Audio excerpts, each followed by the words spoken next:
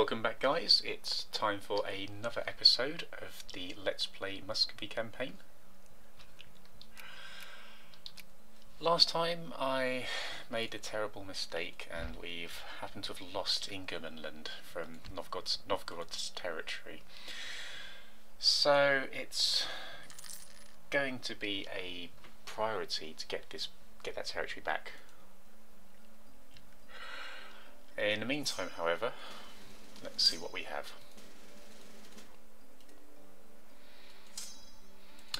Okay, so a small army protecting these provinces.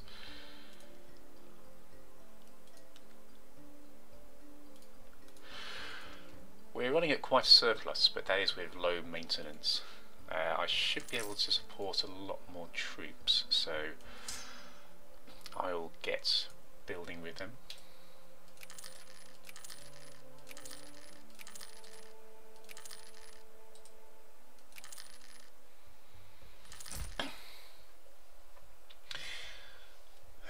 Okay, that's 6,000 more troops.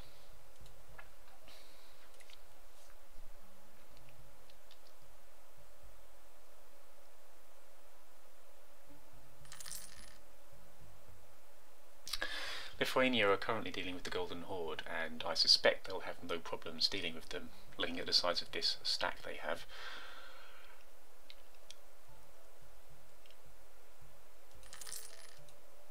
It would be so incredibly nice for them to lose a province here. I'm thinking it's time to deal with the Golden Horde soon, so I'll see what kind of a position we are in once these troops have been built. I believe we have forts everywhere, so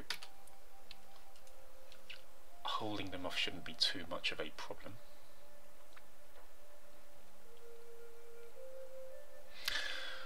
Nationalist rebels. Really, the objective is to get these three provinces here: Chernigov, Smolensk and Bryansk. I have a core on Bryansk and Smolensk, but to form Russia I need either Chernigov or Smolensk. And Novgorod, that's pretty much all I still need to do to form Russia. If these rebels form an independent nation, I'll be able to gobble them up straight away, which would be much easier than dealing with the entirety of the Horde.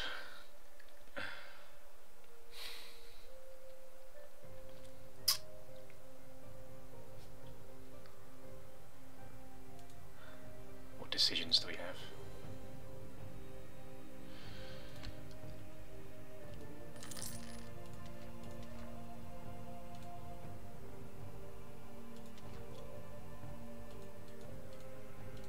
Okay, I'll just make some paintings.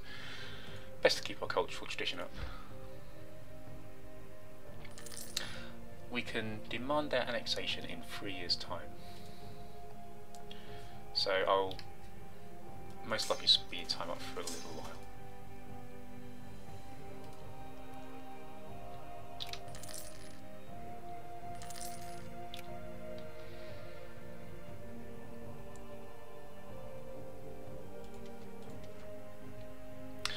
Yeah, I am hoping to move towards free subjects, so I'm going to have to accept this stability loss.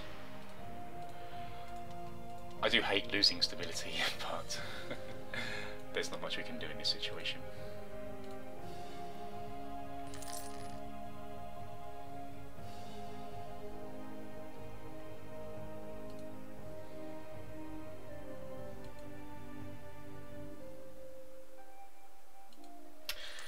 Get a church built in Muscowy, I think.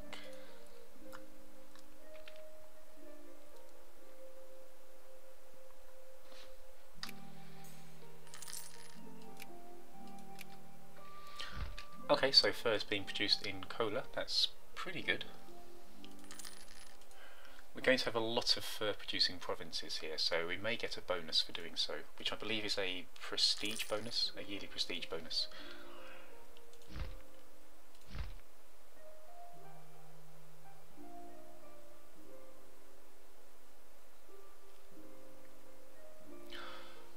Iran are the leading producer. They're outproducing us by about 7% of the world's supply.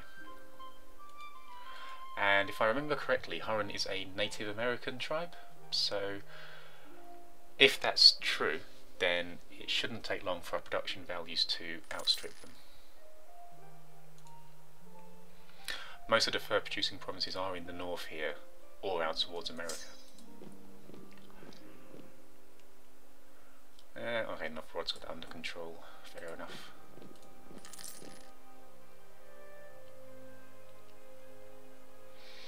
Revolt risk isn't too bad, the highest one there is only 7.5%, and that's over in Skov. I presume that's down to nationalism. Yes, and the fact that they're Catholic, well that's interesting. Let's get a missionary out there soon, once this church is built. Ah, we have a decision.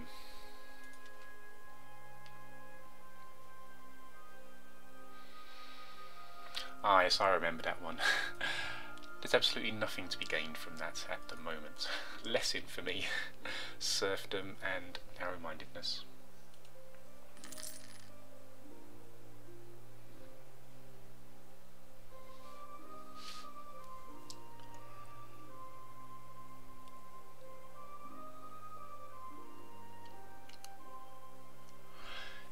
It looks like we've seen the last of these rebels.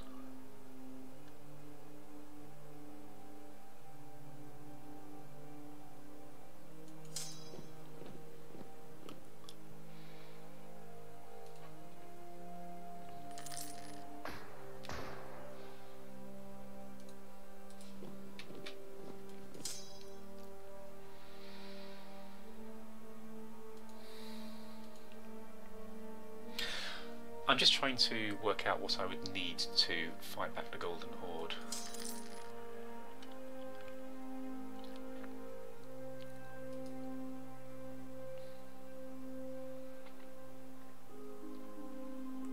Although if Lithuania does win this siege, then it's all a bit redundant.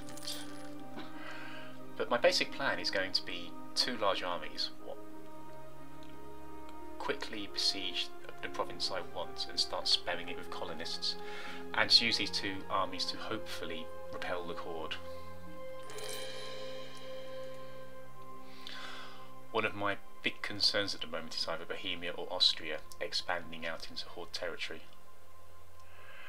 If we can create a border to stop them advancing east, then we'd be really helping ourselves for the future.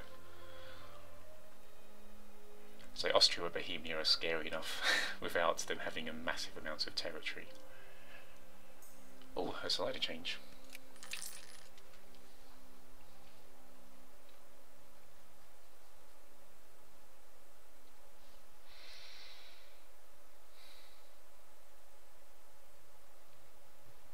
Yeah, I think I'll make the final step towards the centralisation level we need in order to westernise. Now all we need is a bit more innovation and a neighbouring country to be 20 technologies ahead.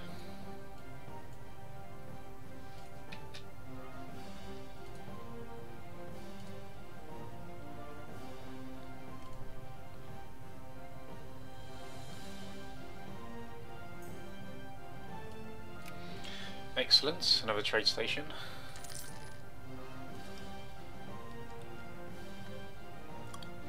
We're only losing 0.6 infamy a year. That's quite low. It's not very good at all.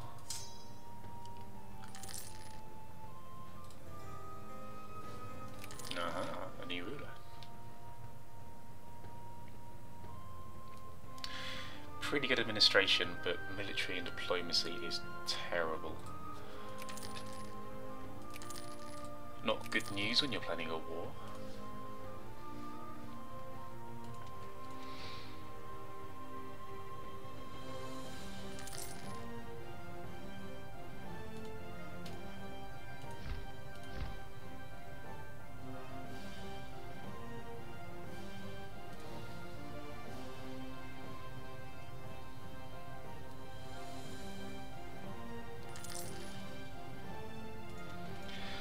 I think I'm going to dial back the minting a little bit. I'm generally happy producing 0.1 inflation a year, given our I think given our research disadvantage, it's best to keep inflation as low as possible. It really pays off towards the late game.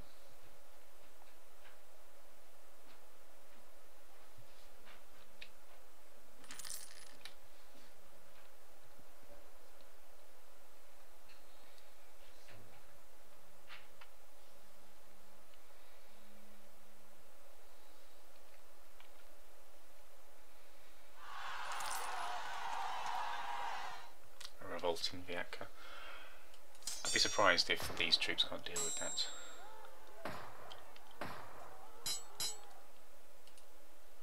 Yeah, no problem. They're dead.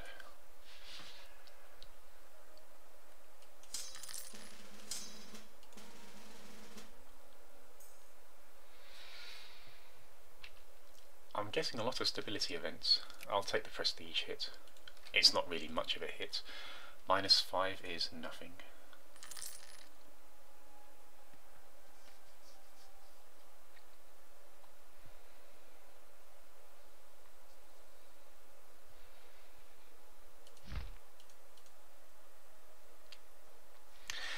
I think it is a bit strange how civilized countries don't have an automatic casus belli against hordes.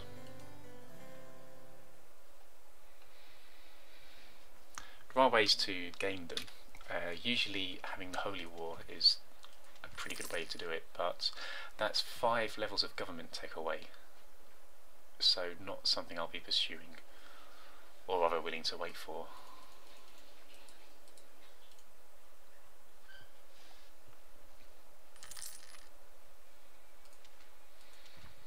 Okay, we're currently supporting 32,000 units, which is at our force limits. I just want to see how our economy is when we're fully maintaining them. Okay, we're making a whopping 1.5 ducats per year. But that's good, we're not running into deficit.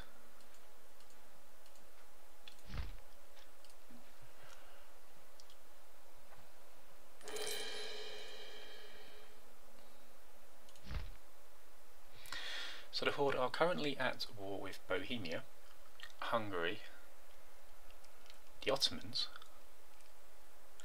and Poland and Lithuania. I'm actually thinking that this could be a rather decent time to attack. So what I'll do is I'll pull this small army back a little bit, position our armies on the borders.